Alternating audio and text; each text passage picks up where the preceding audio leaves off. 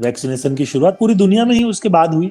तो अब जो है जो सरकार का कहना है कि करीब 110 करोड़ लोग जो हैं उनको 2 बार बूस्टर डोज के साथ जो है वैक्सीन लगाया जा चुका है। बहुत सारे लोगों ने तीसरा डोज भी लगा लिया है।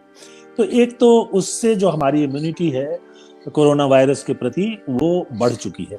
दूसरा, हमारा जो हमारे भीतर जो इम्यूनिटी है वो भी, दोनों जो वेव है उसके बावजूद ये साबित हुआ कि कोरोना को लेकर हमारे भीतर एक तरह की इम्यूनिटी है।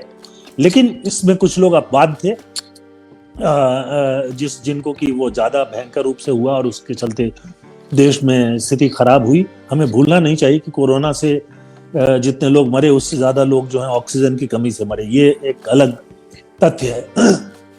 तो ये अव्यवस्था बिल्कुल अलग चीज है।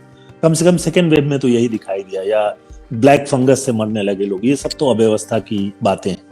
लेकिन जब आप जमीनी स्थिति की बात करेंगे तो दोनों तरह से, एक तो हमने बताया कि वैक्सीन के जरिए और दूसरा हर्ड इम्यूनिटी के जरिए काफी बड़ी संख्या में लोगों का एक्सपोजर हो चुका है।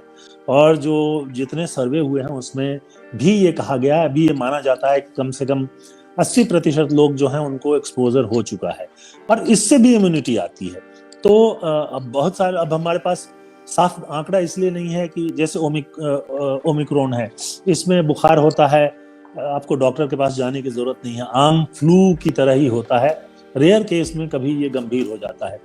तो लोग डॉक्टर के पास भी नहीं जाते, दवा भी नहीं लेते। मुझे हुआ था, मैंने तो कोई दवा नहीं ली। एक दो बार 100 से ऊपर बुखार गया तो दवा ले ली और किसी डॉक्टर से नहीं पूछा, 3 दिन इंतजार किया, चौथे दिन से ये खत्म होना शुरू की हुआ और चौथे 5वें दिन जो है खत्म हो गई। तो इसलिए जो है कितने लोग एक्सपोज्ड हैं, मतलब कितने लोगों को कोरोना हो चुका है, ये कह नहीं सकते।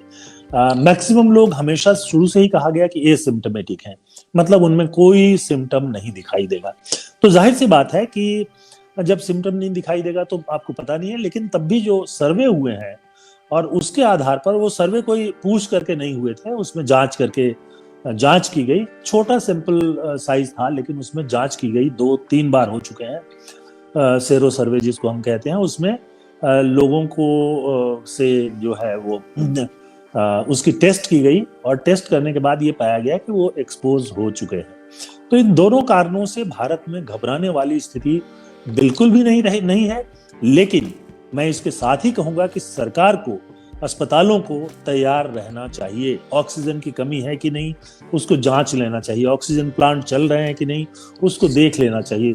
दवाइयाँ, ये तो बस पिछली बार जो है जब फर्स्ट वेव आया, बल्कि सेकेंड वेव तक भी डॉक्टर्स जो हैं वो समझ नहीं पा रहे थे कि इसके लिए दवाई क्या है।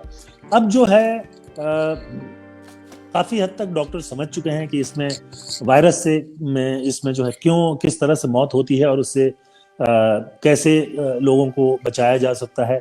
तो बेहतर इलाज भी आज संभव है, तो इसलिए, और घर पर इलाज संभव है, तो इसलिए जो है चिंता करने जैसी कोई बात अभी दिखाई नहीं दे रही। जी।